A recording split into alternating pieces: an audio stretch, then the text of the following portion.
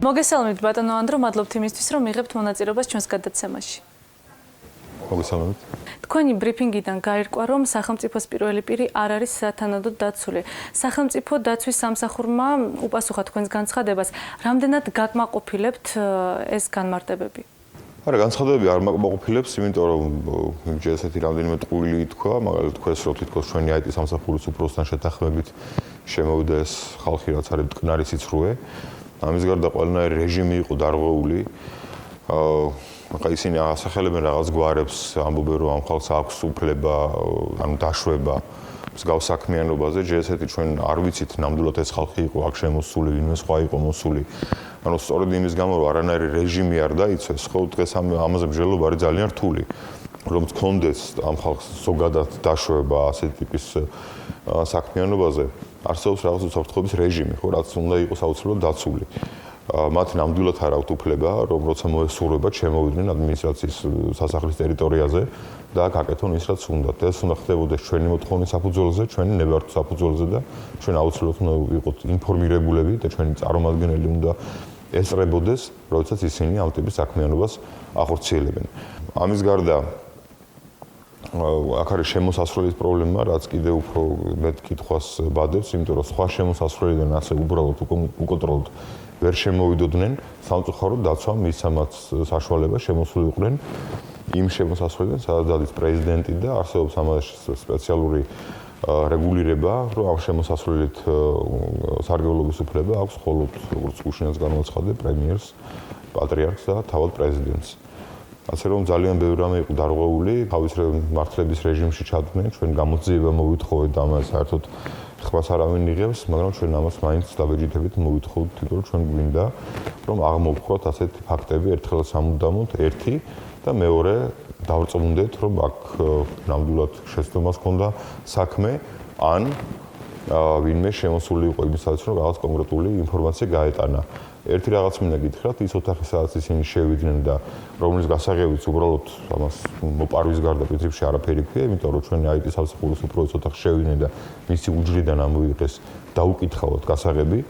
ეს არის ძალიან სენსიტიური ოთახი, აქ მთელი კომუნიკაციები თავს იყრის და მათ შორის ის კომუნიკაციები, რომლის კონტროლიც არ ევალება სახელმწიფო დაცვის სპეციალურ სამსახურს. აქ ჩვენ გვაქვს კიდე ჩვენი შიდა საკომუნიკაციო სისტემა და ამის ეს ჰაბები, ასე თქვა, სვიჩები ასევე დგას ამ ოთახში. თუ ვინმეს უნდა შიდა საკომუნიკაციო ქსელიდან ინფორმაციის გატანა, ეს არის ის ერთადერთი ადგილი, საიდანაც ეს არის შესაძლებელი. ასე რომ მე რომც არ მინდოდეს დავიჯერო, რომ აქედან ინფორმაციის გატანა უნდა ვიღაცას, არანაირი უფლება არ მაქვს, რომ ეს არ დავიჯერო და მოდეს ლეგიტიმური ეჭვი მაინც არ მივიტანო ამაზე.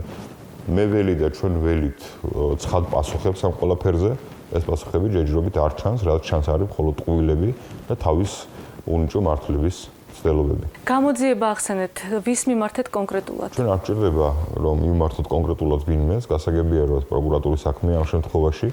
მე გუშინ გავაკეთე განცხადება, მოვითხოვე, რომ შესაბამისმა უწყებებმა დაიწყონ გამოძიება და დაკავდნენ ამ საქმით, მაგრამ ჯერჯერობით არაფერი ისვის მათგან. პრეზიდენტს რა რეაქცია ჰქონდა ამ ინციდენტზე? პრეზიდენტი აქ არ არის, როგორც იცით, ცხადია მას აქვს ინფორმაცია, ცხადია შეწუხდა, დანარჩენი რეაქცია ჩვენ მოვალება.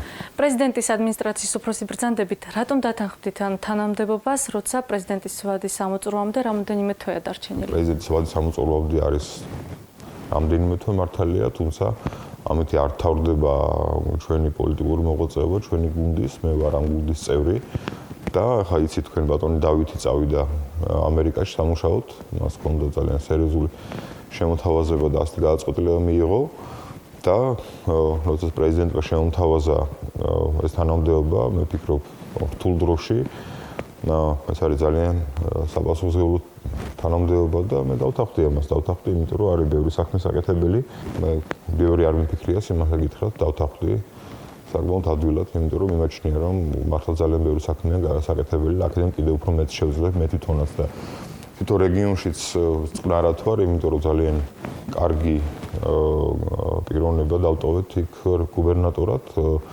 ბატონი ზურაბ ჩხეიძე წლებია მუშაობს გუბერნიაში, ჩემი პირველი მოადგილე იყო, ძალიან კარგად ვიცნობ ამ პიროვნებას, რეგიონი იცნობს ძალიან კარგად, თვითონ იცნობს რეგიონს და მე ვფიქრობ, რომ იქ არაფერი შეიცვლება, თუ შეიძლება მხოლოდ სასიკეთოდ შეიძლება მეტი შეძლოს ვიდრე მე, თორე ნამდვილად ნაკლებს ვერ შეძლებს სულ. რა არის პრეზიდენტის მთავარი ამოცანა მომავალი რამდენიმე თვის განმავლობაში? ხო, მე ვფიქრობ, ამაზე პრეზიდენტს თვითონ გაუკეთებია არაერთხელ განცხადება, მას ის მუდმივად იმეორებს, რომ მისი ძირითადი ამოცანა ახლა არის, რომ დაიცვას დემოკრატიული პროცესი, დაიცვას ის, რაც გაკეთებული იყო და, პრინციპში ძირითადად ეს არის ალბათ.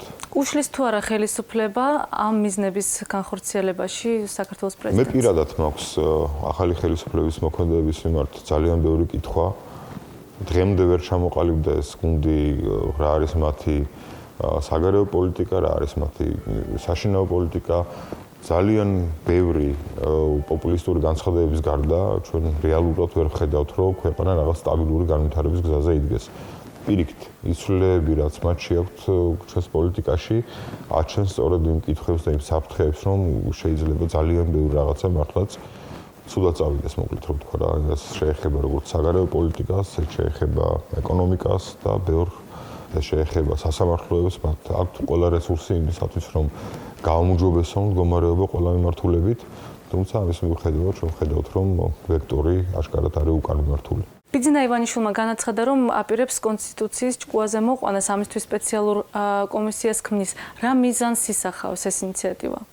რაც შეეხება ჭკუაზე მოყვანას, გასაგებია, რომ გამოთქმა არ არის მაინც ეფექტიანი, სამწუხაროდ პრემიერი ხშირად ხმარობს ხოლმე გავსან უარეს გამოთქმას, მაგრამ თავარი ეს არ არის, თავარი არის, რომ თვითონ პროცესი იყოს ისეთი, რომელიც რეალურად გააუმჯობესებს კონსტიტუციას, კონკრეტულად ახლა ის რას გულისხმობს და რა გეგმები აქვს, ნამდვილად არ ვიცი. რაც შეეხება იმ განვლილ პერიოდს, რაც კონსტიტუციასთან დაკავშირებით ჩვენ ნახეთ, იმის მიხედვით თუ ვიმსჯელებთ, შეიძლება თქვათ ესეთი კარგი მოლოდინები არ გქონდეს, იმიტომ რომ ჩვენ რამდენიმე თვის განმავლობაში ვაკვირდებოდით სრულ ისტერიას არაფერზე და ასე დეკლარირებულად მიიღო ამ გუნდმა დროებითი ცვლილებები კონსტიტუციაში, რაც ასევე მიუღებელია ჩემთვის, როცა ესე დროებითი ცვლილებებით ჩვენ არ უნდა მივუდგეთ ცხადია კონსტიტუციას და ამას ჭირდება ძალიან სერიოზული მსჯელობა, ამას ჭირდება საზოგადოების ფართო ჩართულობა, ის განხილვები ეგრეთ წოდებული, რომელიც მანამდე ეწყობოდა, ეს იყო ცუდი სპექტაკლები, იქ არაფერი განხილვა არ მოხდა რა სინამდვილეში. ასე რომ დიდი იმედებით ნამდვილად არ ვარ აღჭურვილი, თუმცა ვერც ვერაფერს ვამბობ კონკრეტულად, იმიტომ რომ ჯერ ჩვენ ვიცოდეთ რა საპირებს ეს გუნდი. კონსტიტუციის მორგებას ხომ არ ცდილობს ახალი ხელისუფლება? მე ვფიქრობ, ამის საფრთხე არსებობს, ახლა მე ეს მივანიშნე სწორედ, იმიტომ რომ აქამდე რაც მოხდა, სწორედ ამ ხრივ იყო გადადგმული ეს ნაბიჯები.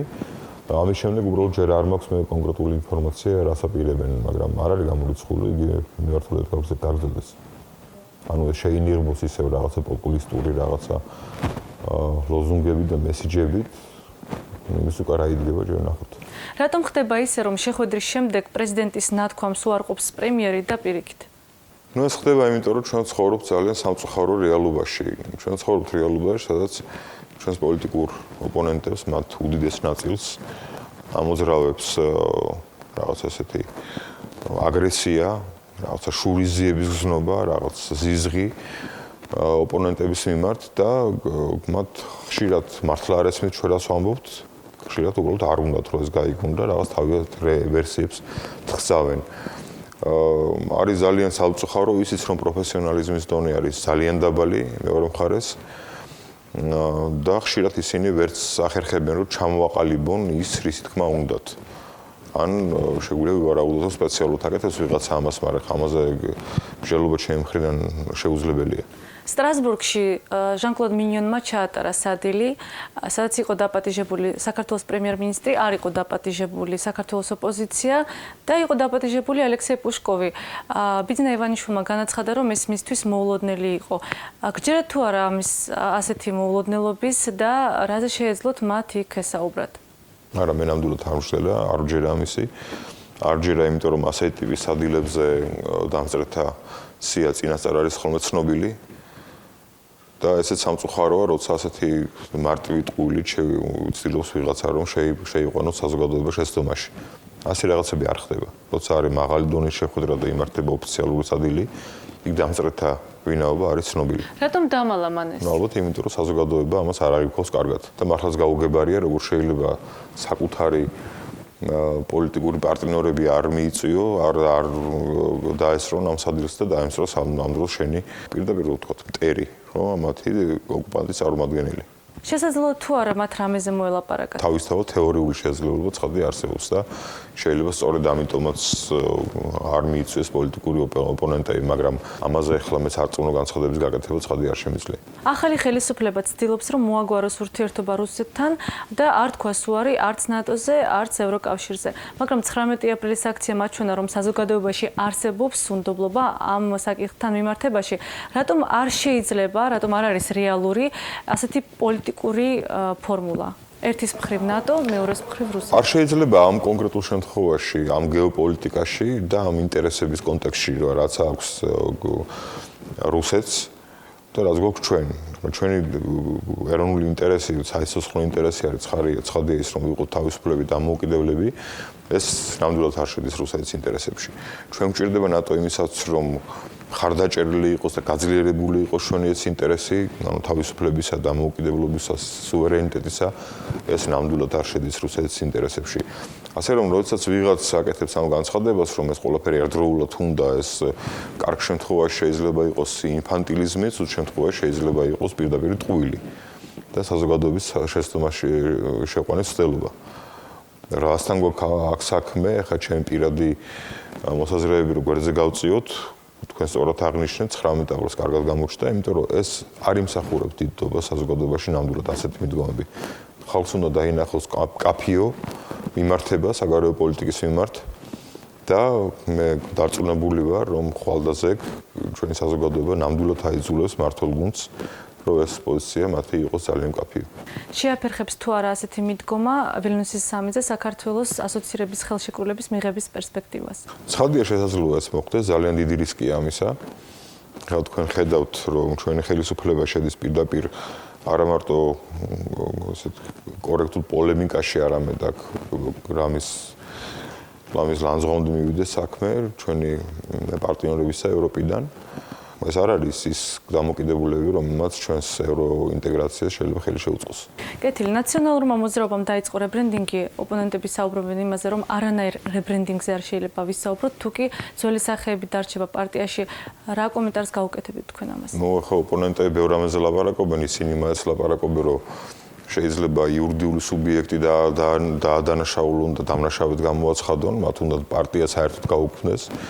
მათ რიტორიკას თუ მოусმენთ, პარტიის ყველა წევრი არის დამნაშავე და დასაჭერი და რამის დასახოცი. ახლა ამაზე სერიოზული კომენტარების გაკეთება სრულიად შეუძლებელია. ჩვენი პოზიცია არის ცალსახა, არსებობს კანონი, არსებობს შესაბამისი ორგანოები, თუ პირადად ვინმეს რამეზე ედავებიან, დღეს მათ ხელშია ყველაფერი და შეუძლიათ ეს ძალიან წარმატებით გააკეთონ, მაგრამ მთელი პრობლემა იმაშია, რომ ამას ვერ აკეთებენ, იმიტომ რომ ხშირად ხდება ის, რომ რეალური არგუმენტები მათ არ აქვთ, ამიტომ გადადიან ისევ პოპულიზმზე და ესეც არის ჩვენი ძალიან სამწუხარო რეალობის ერთი ნაწილი. ახლა შეუძლებელია პარტია არსებობდეს და იქ არ იყოს ძველი სახე, ხო, პირიქით. ჩვენ ცხადია რაღაცებს გავაუმჯობესებთ, რაღაცებს დავხვეწავთ, რაღაცებს გამოვასწორებთ, მაგრამ აქ იქნებიან როგორც ძველი სახეები, ასევე ახალი სახეები. ეს არის სწორედ უმუწყვეტობის ნიშანი, რომ და იმისი, ასე ვთქვათ, დადასტურება, რომ პარტია მიუხედავად იმისა, რომ ბევრ რამეს შეცვლის და ბევრ რამეს დახვეწს, მაინც ძირითადი ხაზი, ძირითადი ხედვები დარჩება იგივე და ეს არის განგრძობადი პროცესი. რა არის ნაციონალური მოძრაობის სიძლიერე დღეს? მთავარი სიძლიერე არის მაინც იდეა. იდეა იმისა, რომ ჩვენ ვართ ის ზალა, რომელმაც დაიწყო რეალურად საქართველოში თანამედროვე სახელმწიფოს შენების პროცესი და ამას ისევ ჩვენ გავაგრძელებთ. სამწუხაროდ ამ საქმეში დამხმარე დღეს არ ჩანს. თქვენ შიდა ქართლის გუბერნატორი იყავით, როდესაც მოახსენეთ საზოგადოებას, რომ გაჩნდა ქართულ სოფლებში ახალი მავთულხლართები. მაინტერესებს თქვენი აზრით, რატომ არ გააკეთა ხელისუფლებამ მკაფიო განცხადება, როგორც ეს მაგალითად წინა ხელისუფლება აკეთებდა. კი, ჟენევის ფორმატში დაისვა ეს საკითხი. არა, მათგან იყო მკაფიო რეაქცია, უნდა იყო მკაფიო ტყუილები. მან პირველი დღიდანვე როცა მე ეს განცხადება გავაკეთე, სადაც ისევ შეცდომას შეეყვანათ საზოგადოება, დაიწყოს ლაპარაკი რომ თითქოს მთელი წელიწადია მიმდინარეობს და არ შეწყვეტილა არასოდეს ეს პროცესია, თითქოს ახლა მე ვამბობდი რომ მე ვცდილობდი ამის დახატვას რომ ახალი პროცესია. ეს არის მტკნარი სიცრუე. მე ამაზე ძალიან ბევრჯერ ვილაპარაკე, ახლა არ ვიცი თუ ღირს ამის გამეორება, მაგრამ მოკლედ რომ თქვა, ეს პროცესი მართლაც დაიწყო 1 წლის წინ, მაგრამ სულ რამდენიმე კვირა გაგრძელდა, არასრული 1 თვე. შემდეგ ჩვენი პოლიციის აქტიური ჩარევის შედეგად შეწყდა და განახლდა, დაახლოებით დღეიდან რო გადავთვალოთ, ალბათ რაღაც თვენახევრის წინ. და რატომ ცდილობენ ისინი რომ შეიყვანოს საზოგადოება შეცდომაში, ეს ალბათ საზოგადოებამ თვითონ უნდა დაასკვნას, გააკეთოს დასკვნები. მე ერთი რაღაც შემიძლია გითხრათ, რომ რეგიონში მთლიანად არის მკვდარი მუშაობა კონფლიქტის მიმართულებით. ეს შეეხება როგორც პოლიციას, ასევე სხვა სამსახურებს, რომლებიც ამით უნდა იყვნენ დაკავებულები. ეს არის ძალიან სამწუხარო რეალობა. რატო არ აკეთებენ განცხადებებს კაფიოს, რატო არ იჭერენ კაფიო პოზიციას? მე მგონია, რომ ეს ცხადია ჩვენი საზოგადოებისთვის. დღეს ახალი ხელისუფლება არის დაკავებული ამ ილუზიებით, რომ პრორუსულობა და პროდასავლეთურობა შეიძლება ერთდროულად მოახერხონ. ესეც არის ცხადია სრული ზღაპარი. სუსტი რეაგირების შემთხვევაში გაგრძელდება თუ არა ქართული ტერიტორიების ანექსია? გაგრძელდა კიდევაც. ჩვენ გვაქვს ახლა 30 ჰექტარიანი ახალი ოკუპირებული ტერიტორია ჯარიაჩინში. ფაქტია ეს. რამდენად პროდუქტიული იყო თქვენი გუბერნატორის პოსტზე მოღვაწეობა, ვგულისხმობ ახალ ხელისუფლებასთან ურთიერთთანამშრომლობას? იყო ცხადია პრობლემები, მაგრამ მე ვფიქრობ ჩვენთან ერთ-ერთი ყველაზე წარმატებული მოდელი მაინც შედგა, იმიტომ რომ რამდენიმე მაგალითად ჩემი ინიციატივა იყო ისეთი, რომელიც ყველა მუნიციპალიტეტის ხარდაჭერით დადგა დღის წესრიგში.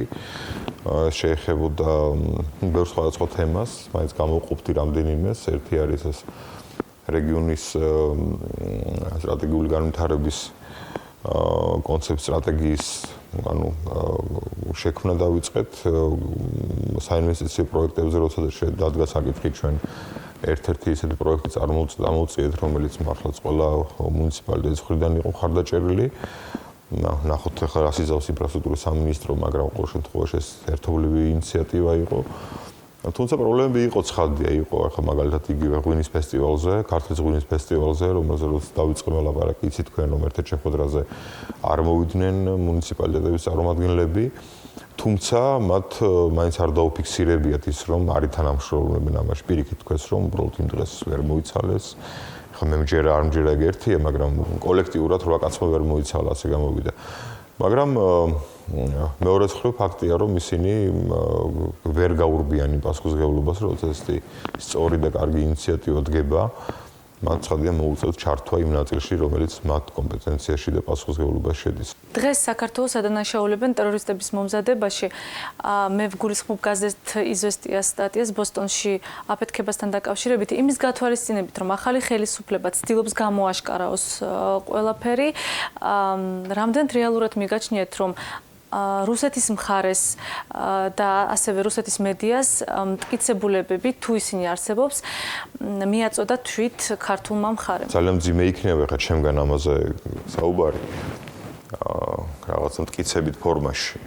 ასეთ საკითხებზე არ შეიძლება ხა მე კონკრეტულად ვისაუბრო, მაგრამ ზოგადად შემიძლია ვთქვა, რომ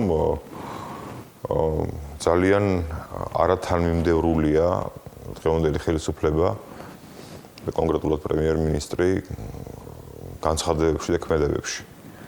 და დღევანდელი ხელისუფლება ძალიან საშიშრად ეთამაშება ცეცხლს. მე არ ვიცი, მათ მართლა არ ესმით რა რეალობა, თუ არ უნდა დაინახონ, თუ ვიღაცა რაღაცა სპეციალურად აკეთებს. არ შეიძლება რომ მე ახლა ეს დარწმუნებით ამაზე ვილაპარაკო, თუმცა ამ სამიდან რომელიღაცას არ გვაქვს საქმე ეს ფაქტია. მადლობთ ბატონო ანდრო იმისთვის, რომ მიიღეთ მონაწილეობა ჩვენს გადაცემაში. დიდი მადლობა თქვენ.